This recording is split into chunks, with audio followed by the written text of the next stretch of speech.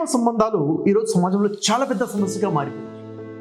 Illegal relations వల్ల అనేక అనర్థాలు, అనేక రకాల కొత్త రకాల క్రైమ్స్కి దారితీస్తున్నాయి. మీ జీవిత భాగస్వామి కూడా ఇలాంటి సమస్యకి గురై అసలు ఈ సమస్య ఎవరికి చెప్పుకోవాలో తెలియని పరిస్థితుల్లో మీరు ఉన్నారా?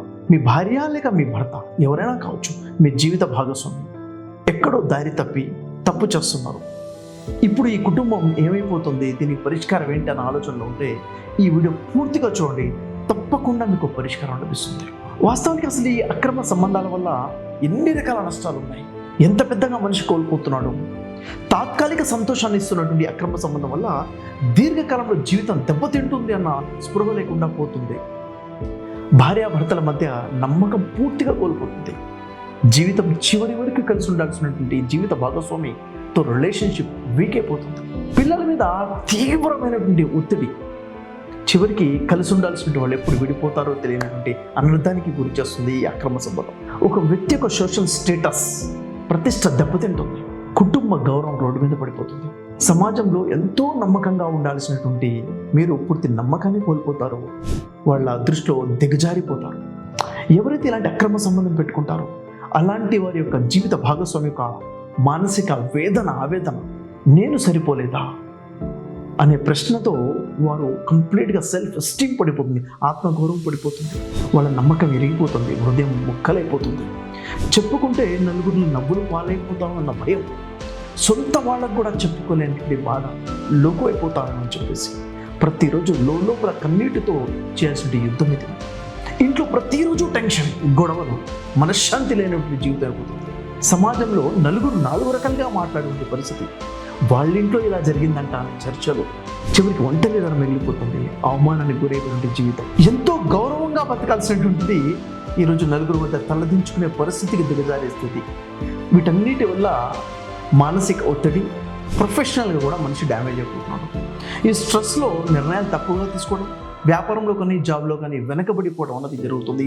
కెరీర్ గ్రోత్ ఆగిపోతుంది. ఎప్పుడైతే భార్యాభర్తల మధ్య గొడవలు జరుగుతున్నాయో పిల్లల మీద ఎంతో ప్రభావం పడుతుంది. వాళ్ళకి ఒక ఇన్సెక్యూరిటీ ఫీలింగ్ వచ్చేస్తుంది. చదువుల మీద కాన్సన్ట్రేషన్ పోతుంది. అసలు బంధాల మీద, సంబంధాల మీద, రిలేషన్షిప్ మీదనే నమ్మకం లేకుండా పోతుంది. మ్యారేజ్ అంటే ఒక నెగటివ్ ఫీలింగ్ డెవలప్ అవుతుంది పిల్లల్లో. అమ్మ నాన్న అంటే కూడా నమ్మకం లేకుండా పోతుంది. అది భార్య అయినా భర్త అయినా కానీ. ఇలాంటి సమస్య కనుక మీరు ఎదుర్కొంటుంటే, మీ జీవిత భాగస్వామి ఇలాంటి తప్పే చేస్తూ ఉండి మరి దీనికి పరిష్కారం ఏంటి, ఎవరికి చెప్పుకోలేని పరిస్థితి అని మీరు బాధపడుతుంటే, దీనికి పరిష్కారం సరైనటువంటి కపుల్ కౌన్సిలింగ్ మరియు థెరపీ. దీని ద్వారా ఖచ్చితంగా ఒక మనిషి చేసేటువంటి తప్పు తనకు తానుగా అర్థం చేసుకునే విధంగా చేయటము, మరియు మారాలి అనుకుని కూడా మారలేనటువంటి వ్యక్తిలో మార్పు తీసుకొచ్చే విధంగా నిర్ణయం తీసుకునే ఆలోచన విధానం. ఏదైతే రిలేషన్షిప్ బ్రేక్ అయిపోయిందో ఆ రిలేషన్షిప్ని తిరిగి నిలబెట్టుకోవటం ఉంది కౌన్సిలింగ్ ద్వారా సాధ్యమవుతుంది.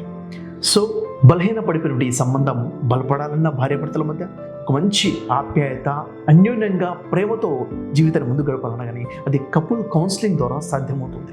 ఒక సైకాలజిస్ట్గా నేను మీకు ఇచ్చే గైడెన్స్ ఏంటంటే, తప్పకుండా మీ జీవిత భాగస్వామికి ఈ థెరపీ చేయించండి, కౌన్సిలింగ్ చేయించండి.